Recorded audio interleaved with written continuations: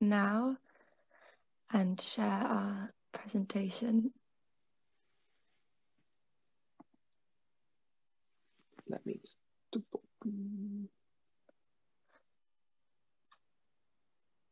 Okay, so hi, for those of you who don't know me already, as Sam said, I work for the Rivers Trust and I co-host the CamEO partnership with Sam. I think I know most of you on the call, but hi to those that we don't. We'd like to talk to you today about partnership governance, and Sam will be kicking us off. Thanks, Jessie. Yeah, so governance and working within CABA. So through conversations that we've had, certainly over the past 6 months, really, since, well, in the entirety of the time that myself and Jessie have both been involved within CamEO, governance has been identified as a real key concern. CamEO feels as if we're at a point in CamEO where the partnership is ready to take a next step in terms of its development and how the current governance structure, which has relatively had few changes in the sort of 5 years that it's been a partnership. So it's whether that current structure was fit to continue the sort of next stage of the partnership's development. So as part of this, I've been speaking to, over the past 6 months, CamEO stakeholders to inform an initial review of that partner feeling and where we are in terms of the current CamEO structure, the current governance, how the partnership operates, and in general, what aspirations and partnership desire is for sort of the next 5 years. We could look at it as sort of the next river basin management plan cycle. So this process is ongoing. It's in draft process at the minute, so it's not appropriate to share completely, unfortunately, today. The key themes identified were around structure, organisational development, future ambition, and transparency as the partnership. I think they're really key themes, and they really lead into the development of some options as to how we continue to develop the partnership and the governance aligned with that. So we can see the current CamEO structure as a schematic you see on the slide here. And as you can see, so the sub-catchment partnerships play a crucial role. They feed into the collaboration forum along with technical working groups such as the CamEO Water Stewardship Business Board. And that central forum allows all of the debate, conversation, and the development and facilitation of the annual partnership action plan. Now, this action plan is something we'll also revisit later on.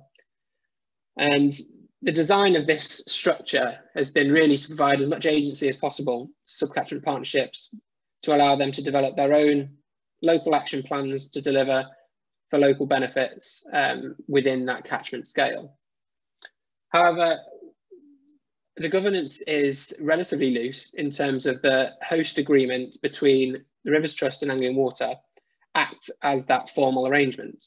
And there's going to be a process once the development of options for potential alternative structures or alternative arrangements.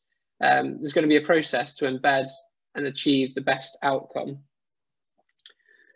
So part of this review, it was looking at these alternative options, how we go forward and what the end goal is. And certainly reflecting on the past year now with coronavirus, it's had a real impact on the way that sub-catchment partnerships have been able to deliver and develop and remain engaged.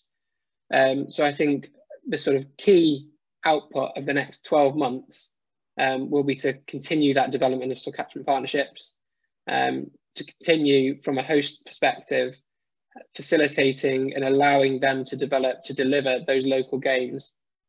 But also, we're keen to explore options such as executive boards, which would allow for greater transparency and greater shared responsibility between the host organisations, the EA, and also sub-catchment partnership representatives who are keen to share responsibility in the overall decision-making that goes on within CamEO.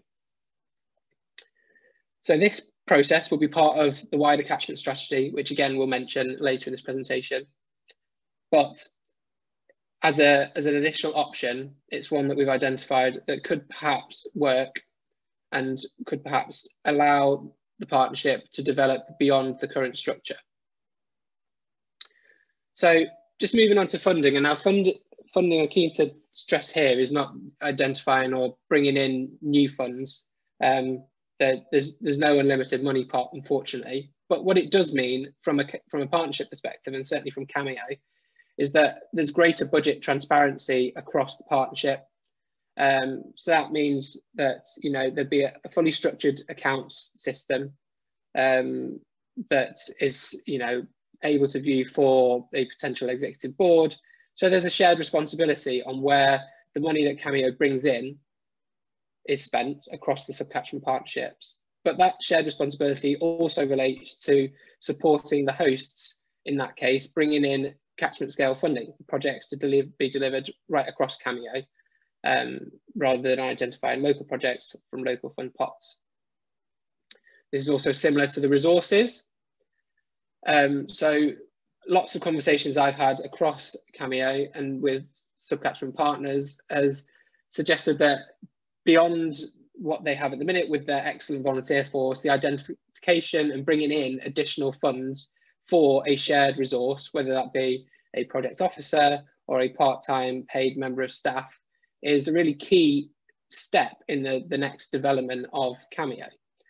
So this would be a responsibility of that shared governance and the shared governance group, and it'd be further down the line in terms of our catchment strategy and where we intend to end up over the next 5 years. And bringing this all in together as well, at the same time, there's gaps in our partnership. We have 4 subcatchment partnerships within CamEO, however 5 operational water bodies, and we don't have a recognised subcatchment partnership for South Level Cut-off Channel.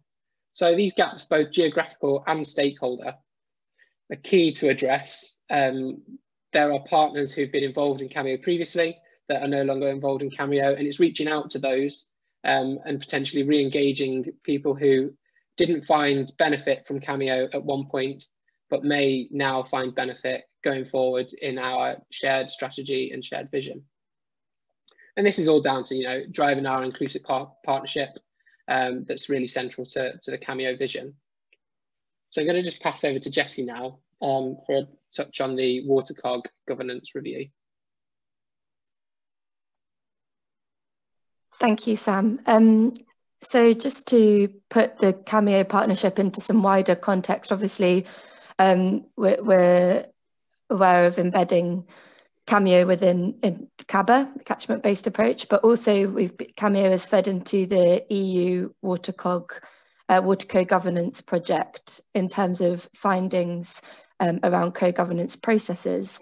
So some common findings were the importance of a mandate, as you can see on the slide. I've listed out the key findings: enabling citizen action, access to data and knowledge, continuity, identifying win-wins, reviewing and adapting regularly, having dedicated and impartial hosts, and taking time to celebrate our results, which is part of what we've been doing at this conference. However, it's what we've been trying to recognise within CamEO and working as hosts is how these co-governance processes are really successfully and fully embedded. So this point around needing a mandate for co-governance processes to be embedded, it's how when groups are formed and sub-catchment groups, how the support beyond those groups is legitimised, how there is easier access to resources and more continuity, and power sharing between organisations rather than power over. So these are key points we're really trying to investigate within the CamEO partnership and find ways of working together on these, creating open spaces for discussion. It's really important that we're able to review this, as one of the points on the side is reviewing and adapting regularly. So as CamEO hosts, we are open to discuss how the partnership works together and how the catchment-based groups and partnerships are legitimised. So we've started some of those conversations with you, but we'll be continuing to do this over the next few months as well. And another key part of embedding successful co-governance processes is about how citizens are involved and how co-governance processes are both communicated to citizens and made relevant for the areas within CamEO. So I'm sure many of you have heard words such as the Catchment Monitoring Cooperative embedded within CABA and how we bring citizen science into this. But for citizens to be involved, there need to be systematic communications in place and ways of being involved in sustainability measures that are sustainable as well for the organised subcatchment groups. So maybe one example to bring up here for those of you who have either been involved or aren't aware of the River Lark Catchment Partnership recent conversations with Rivers Trust, Anglian Water, Environment Agency, Natural England, and other stakeholders to present a Lark Action Plan to Joe Churchill, the MP.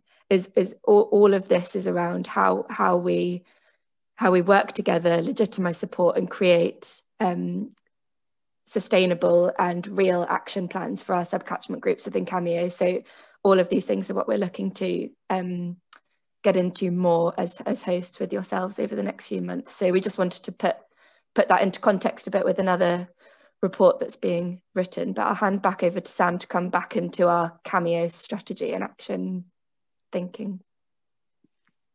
Thanks, Jessie.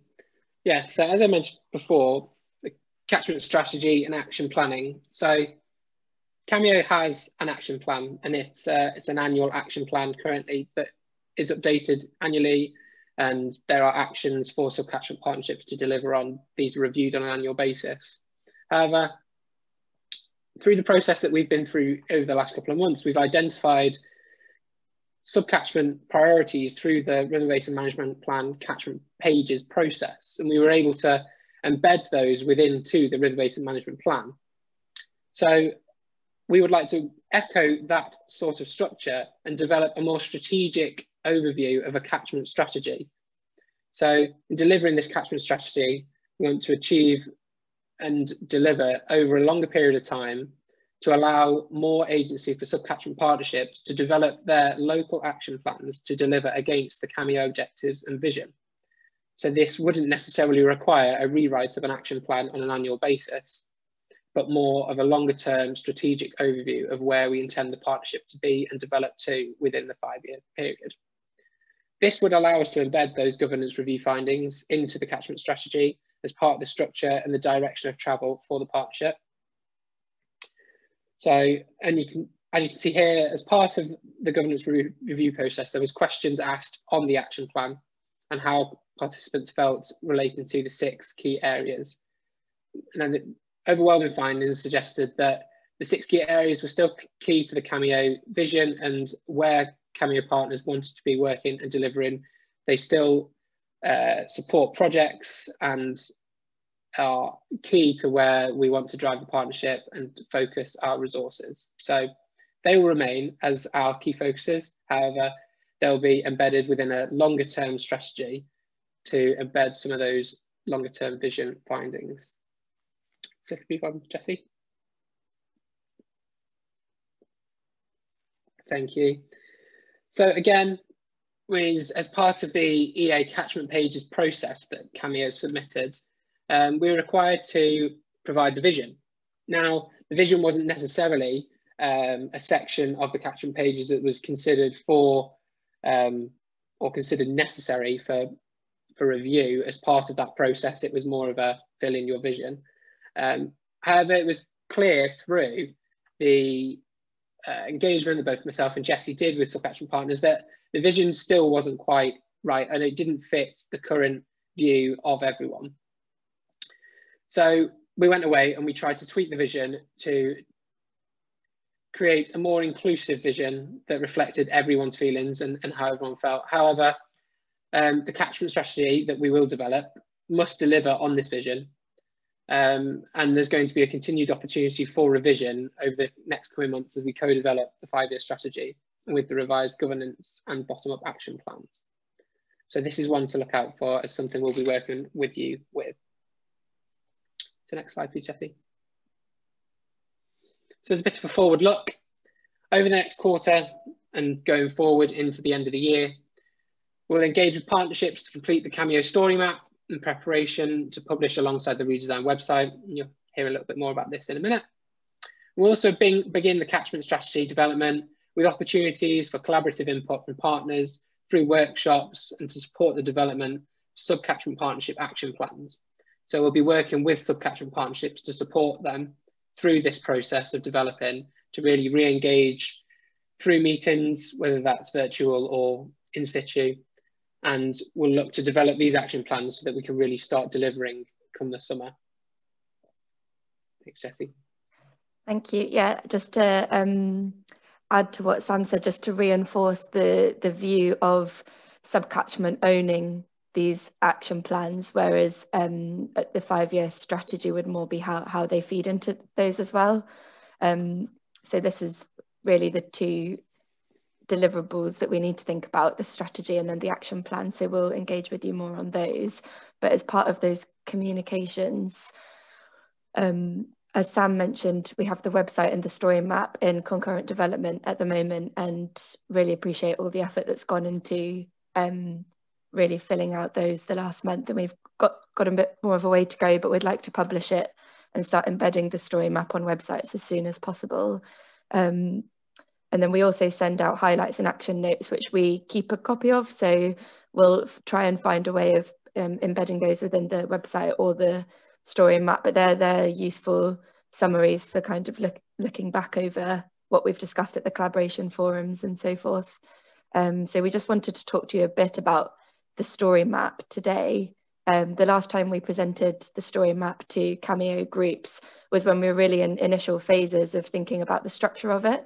Since then, we've managed to get some of the CABA maps up and EA layers and everything up there, as well as some input from subcatchment partnerships. So I will just take you through. The overview starts to look like this. This story map can be embedded on your website. It will, of course, be embedded on the CamEO website, but you start to see a tab which looks like this running alongside, and we can add sections to this. We'd like to add one around funds and open funds. We'd like to add one around evidence and the evidence base and citations and things within the catchment partnership, but this is essentially the tab that you can click through. Otherwise, you scroll through the story map and you start to come across things like our partnership map, which we'll keep updating. And as Sam referred to, the vision statement, which we'd like to go sort of front and center of that story map. And then you can start to go through maps which are interactive, and they have criteria that you can click through and start to zoom in and click around the catchments and find rivers and all of that good stuff. So here you can see the working areas of the 5 partnerships, which are slightly different boundaries to the, I don't know if anyone's probably noticed the keen eyes of you there, the operational catchments. So we've put both maps on the story map, and this is something we'll be discussing at collaboration forums.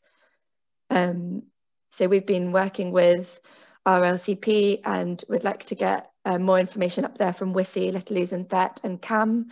But I just wanted to show you some examples of what I'll just go back quickly, so one area is called the Subcatchment Explorer.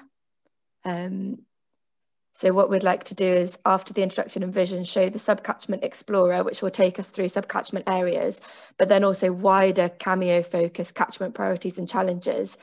And we're not saying these are different, but we'd like to show some maps that put all of them in the same place, which starts to pull together that feeding back into CABA and what CamEO partnership can offer, that bridge with subcatchments and discussion with CABA and other catchment partnerships. So I'll just go back to the RLCP example. So here you can see the Riverlark Catchment Partnership working area in green, and you can start to show via videos, pictures, maps, screenshots, anything. You can put the media up here supported by text. So I'm not going to read all of this out to you, but it's just to show you an example of the Lark abstraction pilot. And you can put links in here as well, so you can feed back out to other websites or other partner sites. We've started to, I mentioned earlier, the Lark Riverlark Catchment Partnership discussions with other stakeholders and the MPs. So we've put a slide on that here as key work for the partnership. We've got restoration works. You can put pictures up, you can also put videos up, and as projects develop, you can in real time edit the text, and that will pop up straight on the website. So it's a good communication tool, both to other partnership groups, but also to citizens and volunteers. You can even display data on these pages. So the opportunities are relatively limitless. We just need to kind of get the information with you and get this up here. Then we have a page on the work between RLCP and BFER. For CamEO-wide projects, we can also put separate slides or sections up. We're relatively open at the moment. And then citizen science work. As here, you'll see the text is being cut off, but that's because it can do this quite clever function of scrolling down and having more than one text and media layout. So that's another function of the story map. Again, advertising the RLCP work with Proteus and the Sondloan, we can then, as results start to come up, if we want to put them on the page, you can add them to the picture. And finally, there's a training slide as well for some of the great COVID-friendly recent training RLCP has been able to kick off. So as that happens more over the summer, we can start to put videos or restoration works or anything on the story map as well. So that was just to give you a view of what our future may look like for CamEO and using that story map. And we're really excited to get that all up for you. So I'll stop sharing and bring us back into the room. So Sam and I can start to look at questions that I think have come up now. All right, so Sam, I'll let you kick off the Q&A. Brilliant, thanks Jessie. Yeah, so just to emphasise, we'll definitely be working with all of the other subcatchment partnerships to develop this story map. Will be coming out to you for input, whether we do this through subcatchment partnership meetings or whether you'd rather do it through individual stakeholders that work with me and Jessie and will help facilitate that. So we're open to how it works best for the partnership, but we're happy and we'll work with you to do that. So okay, I will I'll kick off through the chat now. So one from Steve Waters: where does leisure use sit? So as part of our recent sort of stakeholder analysis, there's several catchment groups, so there are CamEO groups across the catchment that have been engaged, particularly with Claire Whiteleg from PPP, who also has a hand in supporting us with CamEO. So there's lots of small community groups and leisure groups that we're really keen to embed within the subcatchment partnership structure. We're keen to encourage them to get engaged with subcatchment partnerships, because we saw yesterday from Alan's presentation, Mike's presentation from Cam Valley Forum, that community groups such as CamEO groups and leisure groups that use the water have a completely unique view of that waterscape, as it were, and they have access to allow projects such as removal of pennywort, but also other projects to really gain a unique access to the waterway in that those working from the bankside wouldn't. So I think they're really key to embed within that subcatchment partnership structure. Thank you, Sam. I'll take the next couple. So Kelvin's point around, we really need to embrace in readiness for the outcomes from WRE and as mentioned yesterday, drive delivery using the CABA principles. So we need a structure able to be scaled to deliver this using both professional and volunteer resources. Absolutely, Kelvin. This is essential to what we've been trying to tie the links between what WRE mentioned yesterday and the Water for Tomorrow project, looking at supply and demand in the catchment, but also, as you say, the CABA principles. So how can sub-catchment partnerships have the agency to define and deliver the action plans, but then feed back into CABA and use the data sets that are coming out of it as well to support those projects being delivered. The volunteer resources are most successful when they're feeding into a sustainable and well communicated action plan. So that citizen science relationship between volunteers and sub-catchment partnerships is essential. So I'll just touch on, I think Alan Wood's question slightly feeds into this, or point is around whether we need CamEO as such. Would it not be better and really helpful for CamEO to facilitate the development of the existing sub-catchment partnerships into one or more new independent rivers trusts that could then engage directly with CABA, like rivers trusts elsewhere. So it's a good point, Alan, and one that we've been speaking to subcatchment partners about to start with a bit over the last few months, but a conversation that definitely needs to be continued. I think for this forum, I agree with you in terms of the subcatchment partnerships are the ones who should own and deliver the projects on the ground. At the moment, the reason why sort of Sam and I are hosting the partnership is to help facilitate that development of those. So that's what we've been working on really in our roles. And as the subcatchment partnerships that then collaborate and feed into a central body that work with CABA at replicating the setup of partnerships across the country.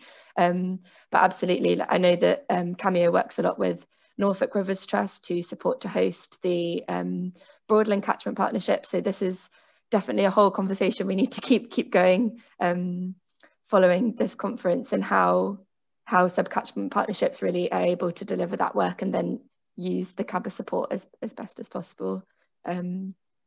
So yes, let's pick up on that one. Sam, I'll let you come in if you see any questions you'd like to.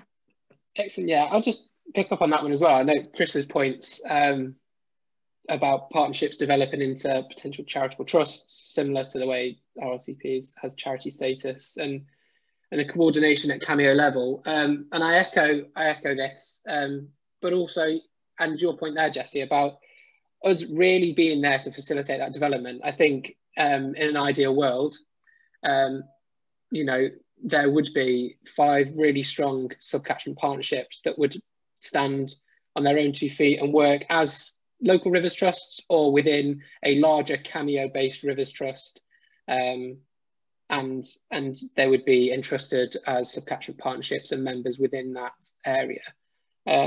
However, realistically, we're not at a stage of the partnership development yet that would allow us to migrate to that. And I think doing that too quickly would risk overlooking areas of the partnership where development hasn't progressed as quickly as others.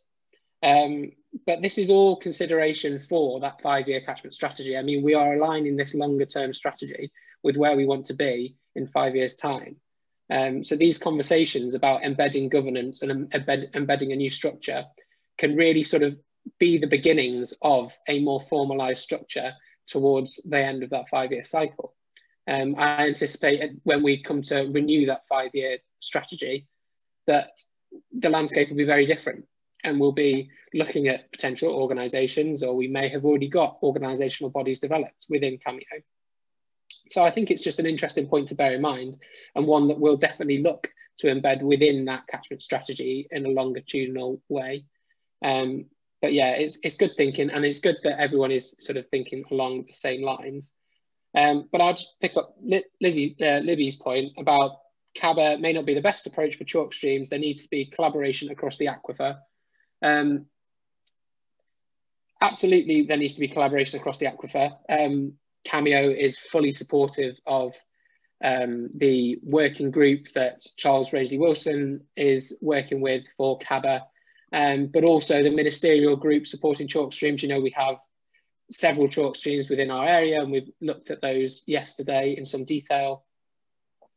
So CamEO is fully supportive of, you know, capturing the benefits for those chalk streams, and what we can do to deliver those. And certainly as a business, Anglian Water is also backing that wholeheartedly. So there's certainly elements of CABA that will help deliver for chalk streams, but I think also around the chalk stream landscape, and we might well be seeing this now, but there needs to be some form of step change in terms of designation or in terms of priority habitat for chalk streams that would enable a different way of working, because quite frankly, the way of working is determined by the regulatory landscape. So we may be in a process at the minute with all of the chalk stream focus that this might change, and all the more for it, because then we can be at the forefront of that change with really delivering for the chalk streams. So hopefully, hopefully we will be there.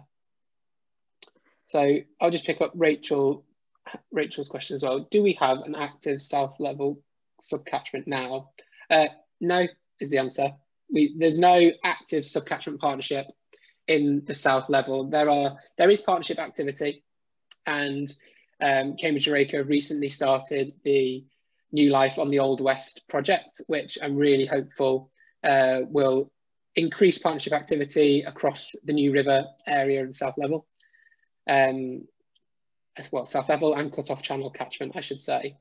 And so looking into that project, sorry, we will be looking to develop that and see where we can support that as a partner, partner within that project, but also where we can really embed those partners within the CamEO structure and invite them in to work with us as part of CamEO.